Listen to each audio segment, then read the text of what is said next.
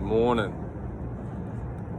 When we understand the Industrial Revolution, that can be a great example to better understand the information age that we are in currently as a society. When we talk about information, in this subject line, we're evaluating weighted information. So let's say you have a young man who knows 99 things, just as a case in point example. 99 things, and he knows them all pretty good. He knows the technology piece, he knows how to leverage social media, he knows how to work electronic transactions, very savvy, has a lot of just off the cuff, brilliant information that, some seasoned veterans might be looking at him like, what are you talking about? I have no idea what you're talking about. Then you might, let's just picture kind of an elderly widow, someone who's lived through World War II, maybe was born in the Great Depression era, lived through Vietnam, raised her family, and let's just say, she has like maybe one, bucket of information compared to that 99. Let's say it's an attribute such as long suffering. Let's say it's an attribute such as patience, or an action like prayer, or diligence, whatever that one thing might be. But what I want to study is the weight of that particular strand of information. So that one thing compared to that young man, and it's no discredit to those 99 things that he's very savvy about, but when we're weighing and balancing information, there's a lot of great information. And I'm a strong believer that there's good, bad, and then divine. There's God. There's the tree of good and evil. Hey, take a bite of that apple, you unlock human reasoning across the globe. But good doesn't necessarily make it of some type of divine mandate necessarily. But that one thing, the weighted presence of that one thing of that widow, let's say it is long suffering, the weight, the fact that it's been tried by time and fire and it's seasoned, it's had time on the fire, time on the pot. It makes that one thing so weighty compared to so much information that just sometimes comes easier to new generations. So it's not always so much being, having a huge portfolio of savvy information that's just bada bing, bada boom, and that's all great. But we never want to overlook what might be a smaller portfolio of information, seemingly, but not just examine how much information, but the weight of the information that a leader or an individual contains and transmits. It's like an ingredient system. Let's say you're baking a cake. The final result. Morning.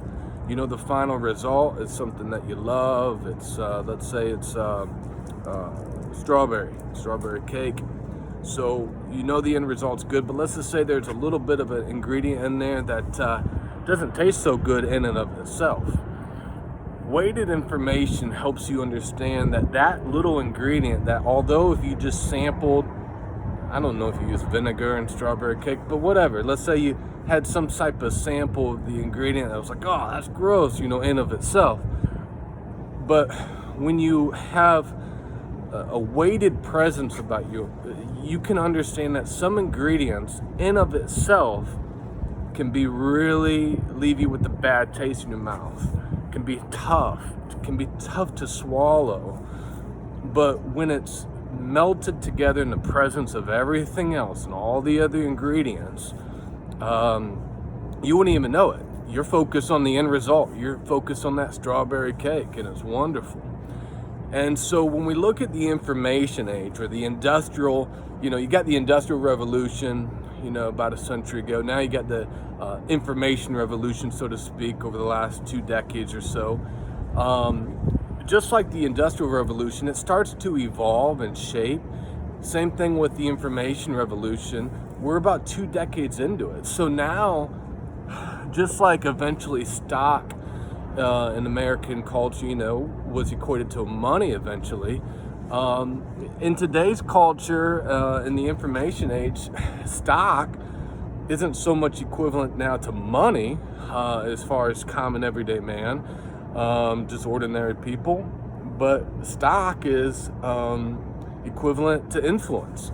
So it's not so much just, back in the real estate boom, if you compare it now that information is real estate, it's not so much having, a ton of acreage information-wise out there, that you own your piece of a lot. You're getting your information out on, let's say those 99 things.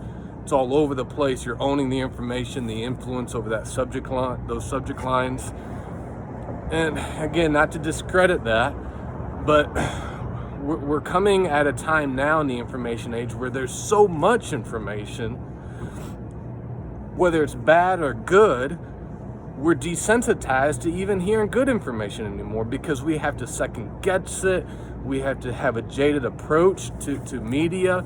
And so what we really need to do sometimes, and this is we're at a critical juncture here in the information revolution, like I said, about 2 decades into it, where now we start to separate just good information to that of specialty information, or going back to the beginning, weighted information.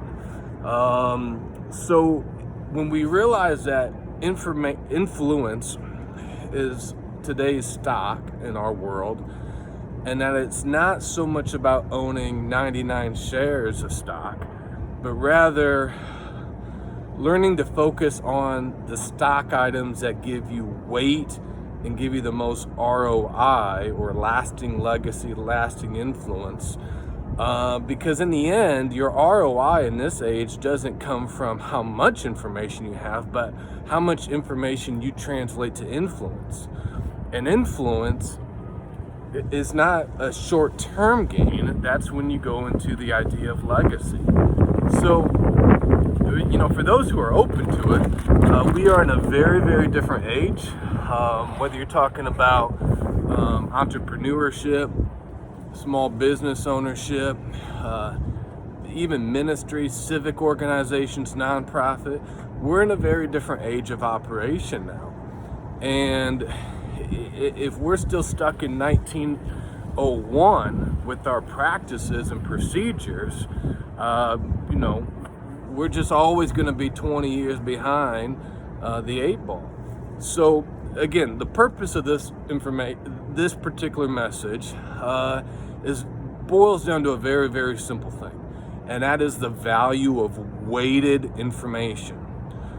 So, not just in your hearing of information, but in your application of information, of what you have information on in your life, that you are a resource to others.